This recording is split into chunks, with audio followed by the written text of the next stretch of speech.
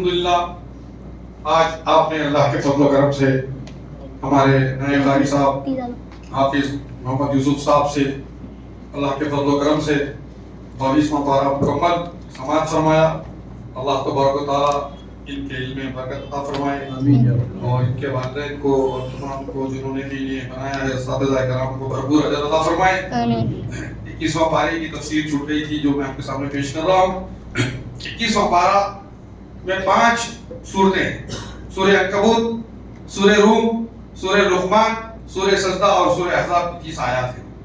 اس میں جملہ 182 آیات ہیں.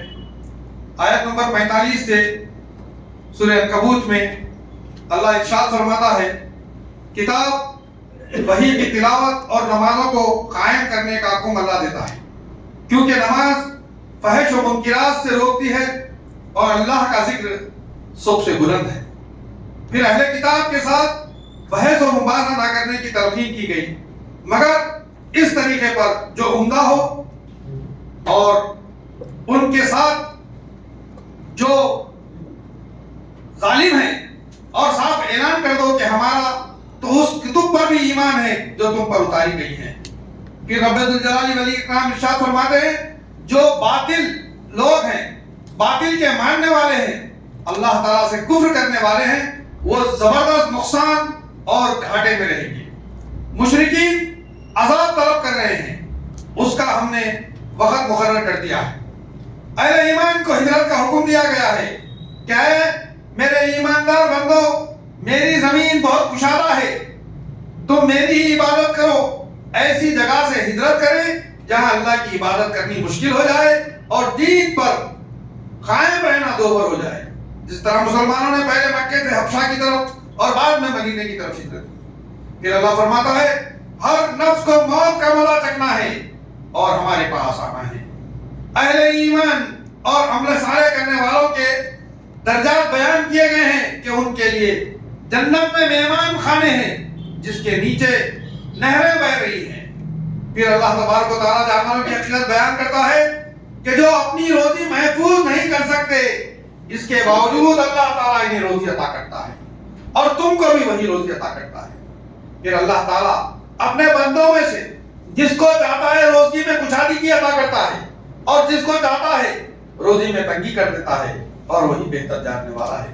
دنیا کی حقیقت بیان کی گئی ہے کہ یہ دنیا صرف کھیل تماشا ہے، تماشے کے سوا کچھ نہیں اور آخرت دائمی ٹھکانہ ہے. پھر انسان کی فطرت ناشکری بیان کی گئی ہے کہ جب وہ کشتی پر سوار ہو جاتا ہے تو اللہ کے دین کو خالص کرتا ہے، لیکن جب سمندر کی مصیبتوں سے بچا کر سمندر پر امن کے ساتھ ہم اسے اتار دیتے ہیں تو اللہ کے ساتھ شرک کرتا ہے. پھر یہ نہیں دیکھتے اللہ تعالیٰ حرم امن کا گہوارہ ہے، کیا یہ نہیں دیکھتے کہ ہم نے حرم کو باامن بنا دیا ہے. اللہ تبارک و تعالیٰ فرماتا ہے اس سے بڑا ظالم کون ہوگا جو اللہ پر جھوٹ باندھے یا جب حق اس کے پاس آ جائے وہ اسے جھٹلائے. کیا ایسے کافروں کا ٹھکانہ جہنم نہیں ہوگا.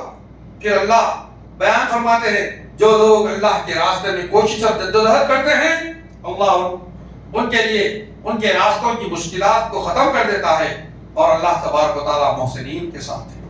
پھر سورہ روم شروع ہوتی ہے. یہ قرآن پاک کا 30واں سورہ ہے.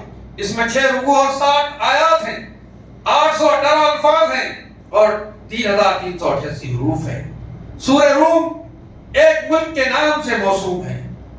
اللہ تبارک و تعالیٰ ارشاد فرماتے ہیں کہ ایران کے بادشاہ، اس میں بیان کیا گیا ہے، مسلمان مورخین اس صورت کا پس منظر بیان کرتے ہوئے کہتے ہیں کہ ایران کے بادشاہ خسرو پرویز نے 614 عیسوی میں ملک شام پر حملہ کر کے دمشق اور بیت المقدس پر قبضہ کر لیا.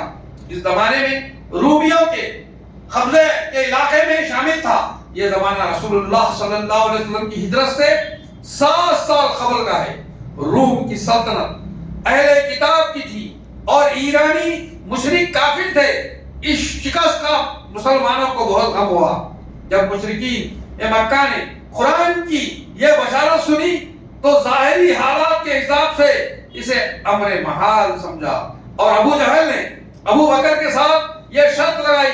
ابو بکر نے کہا 5 سال میں یہ ہوگا کہ پھر رومی ایرانیوں کو شکست دیں گے۔ اسی طریقے سے رسول اکرم صلی اللہ علیہ وسلم کے سامنے جب ابو بکر نے یہ بات رکھی تو آپ نے فرمایا کہ تم نے وقت کم رکھا ہے، کیونکہ ویزا کا لفظ 3 سے 10 تک کے استعمال کا ہوتا ہے۔ ابو بکر نے اس شرط کی میعاد کو 9 سال تک کر لیا، اور اسی اثنا میں رومی بادشاہ دوبارہ فتح یاب ہو گئے۔ پھر روم کے غلبے کی بشارت دی گئی کہ وہ چند سالوں میں دوبارہ روم پر غالب آ جائیں گے اور مومنین کو خوشی ہوگی۔ یہ سب اللہ کی مدد سے ہوگا، یہ اللہ کا وعدہ ہے۔ ایسا ہی ہوا کہ دوبارہ 9 سالوں میں رومیوں نے ایرانیوں کو شکست فاتح دی اور مسلمان خوش ہوئے، اور رومیوں سے یہ ہمدردی اسی لیے تھی کہ وہ اہل کتاب تھے۔ کافروں کی فطرت بیان کی گئی ہے کہ وہ زندگی کی ظاہر پرستی ہی کو جانتے ہیں، اس لیے کہ وہ آخرت سے غافل ہے۔ پھر اللہ فرماتا ہے کہ انہوں نے زمین میں چل پھر کر یہ نہیں دیکھا کہ ان سے پہلے لوگوں کا انجام کیسا برا ہوا، وہ ان سے بہت زیادہ توانا اور طاقتور تھے۔ پھر اللہ فرماتا ہے کہ اللہ تعالیٰ کی آیتوں کو جھٹلاتے تھے، ان کی ہنسی اڑاتے تھے۔ جس دن قیامت قائم ہوگی اس دن جماعتیں الگ الگ ہو جائیں گی۔ ایمان لانے والے عمل صالح کرنے والوں کو جنت میں خوش و خرم رہنے کی اللہ خبر دیتا ہے۔ اللہ کی آیتوں اور آخرت کا انکار کرنے والوں کو عذاب کی خبر سنائی گئی۔ اللہ کی تعریف، اس کی ربوبیت بیان کی گئی ہے کہ صبح و شام اللہ زمین و آسمان پر اس کی تعریف ہے۔ اللہ کی پیدا کردہ نشانیوں میں سے مردوں کو زندہ کرنا، زندوں کو موت دینا، اسی طرح وہ زمین کو زندگی دیتا ہے۔ اسی طرح اس مٹی سے تمہیں پیدا کیا، چلتا پھرتا انسان بنایا، اسی طرح تمہارے میاں بیوی کے جوڑے پیدا کیے جس سے تم زندگی کا سکون اور آپس کی محبت حاصل کرتے ہو۔ اسی طرح ہم نے تم کو مختلف زبانوں والا، مختلف رنگوں والا، اسی نے رات اور دن کو پیدا کیا تاکہ رات کو آرام کرو اور دن میں اس کا فضل تلاش کرو۔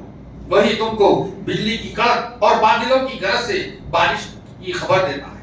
مردہ زمین کو زندہ کرتا ہے۔ زمین و آسمان اسی کے حکم سے کھڑے ہیں۔ زمین و آسمان کی تمام مخلوقات اسی کی تعریف میں لگی ہوئی ہیں۔ اس میں غور کرنے والوں کے لیے نصیحت ہے۔ پھر حکم دیا گیا ہے کہ اللہ کی طرف رجوع کریں، اسی کا تقوی اختیار کریں اور نماز قائم کریں، شرک سے بچتے رہیں۔ اس سے معلوم ہوا کہ نماز پڑھنے والے بھی شرک کا ارتکاب کر سکتے ہیں۔ پھر انسان کی ناشکری بیان کی گئی ہے کہ جب اسے تکلیف و مشقت چھوتی ہے تو اللہ کی طرف رجوع کرتا ہے، عاجزی و انکساری، منت و سماجت کے ساتھ اس سے رجوع کرتا ہے۔ جب تکلیف دور ہو جاتی ہے، راحت مل جاتی ہے تو وہ پھر شرک کرنے لگتا ہے۔ انسان کی فطرت بتائی گئی ہے کہ جب ہم اسے اپنی رحمت و برکت سے نوازتے ہیں تو وہ خوش ہو جاتا ہے، اور جب مصیبت پہنچتی ہے تو اسے ہاتھوں کو کھینچ لیتا ہے۔ پھر اللہ فرماتا ہے، حقوق کی پاسداری کا حکم دیتا ہے کہ اپنے مالوں سے اپنے رشتہ دار، مساکین اور مسافرین کا حق ادا کرو۔ اللہ کی خوشنودی کا بہترین ذریعہ ہے، اسی میں فلاح و کامیابی ہے۔ سود کی برائی بیان کی گئی ہے کہ تم سود پر جو مال دیتے ہو یہ مت سمجھو کہ اس سے مال بڑھتا ہے، اللہ کے پاس اس میں خیر و برکت نہیں ہوتی، بلکہ تم جو زکات ادا کرو اس زکات سے اللہ کے نزدیک مال بڑھتا ہے۔